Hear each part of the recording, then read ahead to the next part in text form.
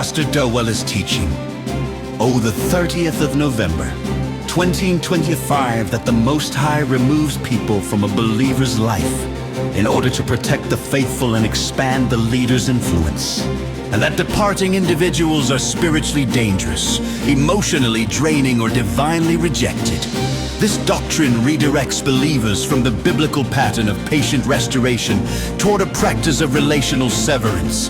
Jesus commands reconciliation and forgiveness as the primary response to conflict, requiring believers to pursue peace, correction, and restoration before separation. Matthew 5:23-24, Matthew 18:15-17. The apostles confirmed this by instructing the church to bear one another's burdens and restore the weak gently. Galatians 6:1-2. Dowell's teachings reverses this order, presenting removal, not reconciliation, as proof of spiritual legitimacy. Dowell's teaching repeatedly elevates loyalty to human leadership as a condition of fidelity to the Most High. Criticism of the leader is portrayed as rebellion against the divine will, and questioning pastoral decisions is framed as an attack against the Most High himself.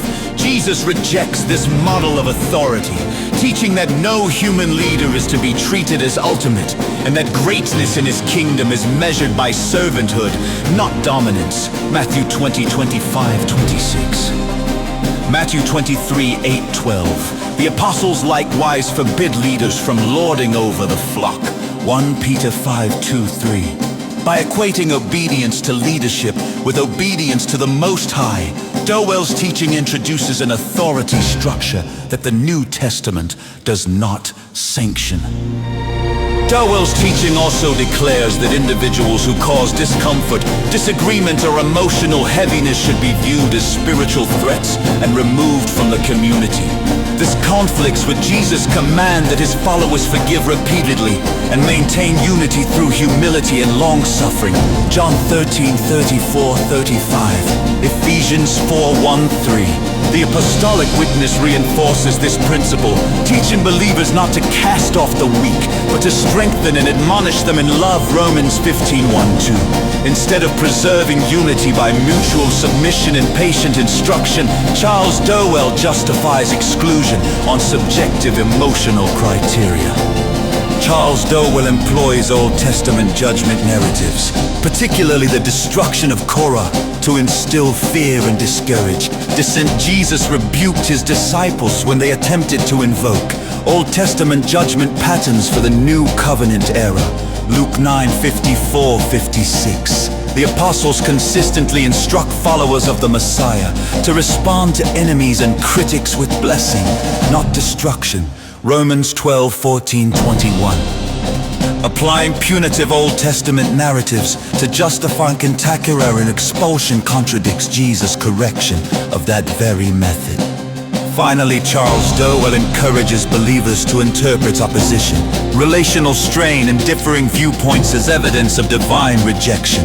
The apostles command the opposite. Every teaching, claim, and leader must be tested carefully and impartially. Acts 17:11-1. Discernment belongs to the whole body, not to a single authority.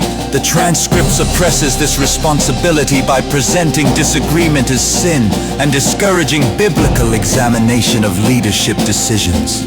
Taken together, these teachings of Charles Dowell contradict the gospel's call to reconciliation, shared accountability, humility, and brotherly love Jesus, and the apostles establish a church defined by mutual service under Christ's headship, not one where allegiance to a leader replaces devotion to Christ. Dissent is treated as rebellion, and separation is invoked where restoration is commanded.